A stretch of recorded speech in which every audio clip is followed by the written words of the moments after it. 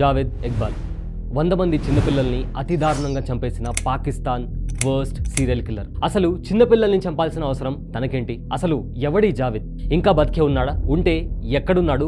ఏం చేస్తున్నాడు? పూర్తి డీటెయిల్స్ ఇవాల్టి వీడియోలో తెలుసుకుందాం. నవంబర్ 22, 1999 పాకిస్తాన్లోని ఒక మీడియా హౌస్కి ఒక పార్సల్ వస్తుంది. ఆ పార్సల్ ఓపెన్ చేయగానే పిల్లల ఫొటోస్ అండ్ ఒక లెటర్ అందులో ఉంటుంది. ఆ లెటర్ రాసింది ఎవరో కాదు, సీరియల్ కిల్లర్ జావేద్. ఇవాల్టితో 100 మంది చిన్నపిల్లలను చంపాలి అన్న నా మిషన్ కంప్లీట్ అయిపోయింది. ఈ పార్సల్లో నేను చంపిన 100 మంది పిల్లల ఫొటోస్, వాళ్ళ అడ్రస్ అండ్ వాళ్ళను ఎలా చంపాను, వాళ్ళ బాడీస్ని ఎలా డిసాల్వ్ చేశాను, కంప్లీట్ డీటెయిల్స్ కూడా పార్సల్లో పంపించిన డైరీలో రాశాను. నా గురించి, నా మిషన్ గురించి మీ న్యూస్ పేపర్లో ప్రింట్ చేసి ఈ ప్రపంచానికి చెప్పండి. అండ్ నా ఇంటి అడ్రస్ 16B రావి రోడ్కు వెళ్తే మీకు కంప్లీట్ ప్రూఫ్ కూడా దొరుకుతాయి అంటూ జావేద్ తను పంపించిన లెటర్లో రాశాడు. లెటర్లో ఉన్న అడ్రస్ని బేస్ చేసుకొని ఆ రిపోర్టర్ జావేద్ వాళ్ళ ఇంటికి వెళ్తాడు.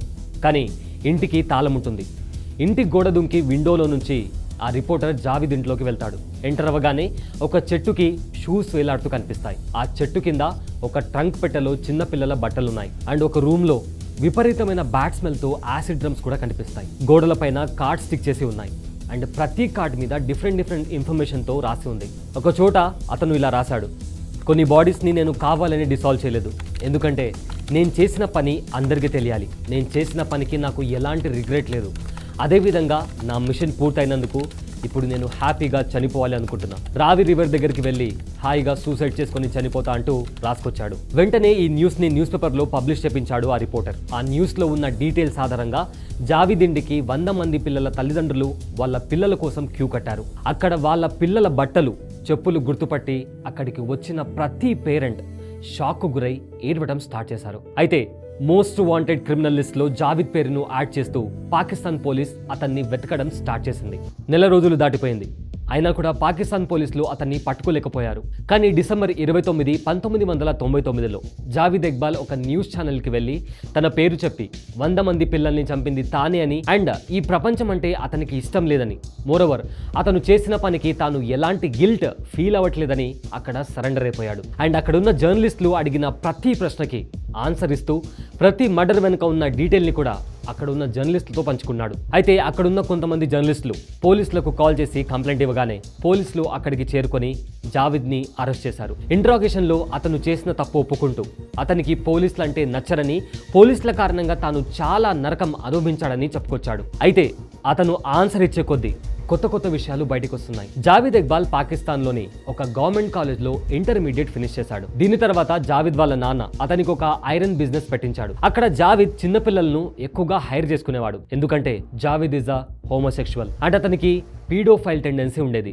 విచ్ మీన్స్ చిన్నపిల్లలను చూస్తే సెక్షువల్లీ అట్రాక్ట్ అయ్యేవాడు. తర్వాత అతను ఒక వీడియో గేమ్ షాప్ కూడా ఓపెన్ చేశాడు. బికాజ్ అక్కడ చిన్నపిల్లలు ఎక్కువగా వస్తారు కాబట్టి. అండ్ అక్కడికి వచ్చిన చిన్నపిల్లల్ని ట్రాప్ చేయడానికి నా డబ్బులు ఎవరో దొంగలించారు అని అక్కడున్న పిల్లలను చెక్కింగ్ పేరుతో సీక్రెట్ రూమ్ కి తీసుకుని వెళ్లి వాళ్ళని సెక్షువల్ గా అబ్యూస్ చేసేవాడు. దీంతో పిల్లలు అక్కడికి వెళ్లడం మానేశారు. కొన్ని రోజుల తర్వాత అతను లాహోర్ కి షిఫ్ట్ అయిపోయాడు. అండ్ అక్కడ ఇంట్లో నుంచి పారిపోయి వచ్చిన పిల్లల్ని ఫుడ్ పేరుతో ట్రాప్ చేసేవాడు. అండ్ అలానే ఒక రోజు 18 years అబ్బాయిని జావేద్ తన ఇంటికి తీసుకుని వచ్చి ఫిజికల్లీ అతన్ని అబ్యూస్ చేసి టార్చర్ పెట్టాడు. మిడ్-నైట్ 1 AM ఆ టైంలో ఆ పిల్లాడు ఒక రాడ్ తీసుకొని జావేద్ తలపైన గట్టిగా కొట్టాడు. దీంతో జావేద్ గట్టిగా అరవడంతో చుట్టుపక్కల వాళ్ళు చూసి పోలీసులకు కంప్లైంట్ చేస్తారు. పోలీసులు వచ్చి అతన్ని ఇంకా ఆ పిల్లాడిని అరెస్ట్ చేసి ఎంక్వైరీ చేసి జావేద్ పైన రేప్ కేసు ఫైల్ చేస్తారు. అండ్ పనిష్మెంట్ కింద జావేద్ కు 100 crore దెబ్బలు కొట్టాలని కోర్టు జడ్జిమెంట్ ఇస్తుంది. అయితే ఈ పనిష్మెంట్ కారణంగా జావేద్ 22 రోజులు కోమాలోకి వెళ్ళిపోతాడు. అండ్ అతని ఫ్యామిలీ మెంబర్స్ కూడా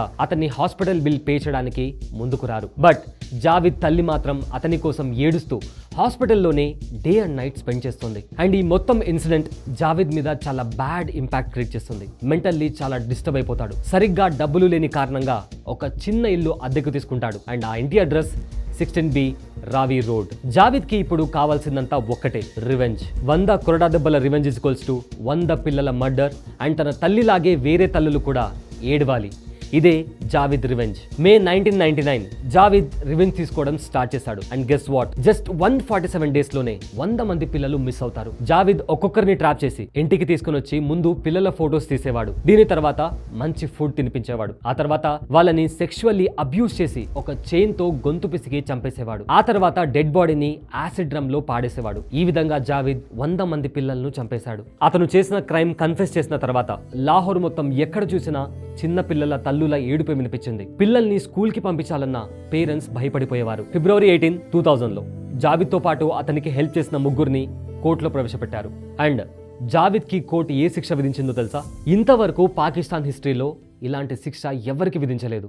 జావిద్ ఇక్బాల్ అనే ఈ దోషిని అతను ఏ చైన్తో అయితే పిల్లల్ని చంపేశాడో అదే చైన్తో అతన్ని ఉరితీసి అతన్ని బాడీని 100 ముక్కలుగా కట్ చేసి యాసిడ్ డ్రమ్లో పడేయండి అంటూ కోర్టు జడ్జిమెంట్ ఇచ్చింది. కానీ చాలా మంది హ్యూమన్ రైట్ యాక్టివిస్టులు ఈ పనిష్మెంట్ హ్యూమన్ రైట్స్ కి వ్యతిరేకమని వెంటనే జడ్జ్ తన జడ్జిమెంట్ ని మార్చుకోవాలని కోరారు. ఈవెన్ కొన్ని ఫారిన్ ఎన్జిఓస్ కూడా జావిద్ కి పడిన శిక్ష కరెక్ట్ కాదని జడ్జిమెంట్ మార్చాలని పాకిస్తాన్ గవర్నమెంట్ మీద ప్రెషర్ క్రియేట్ చేశారు.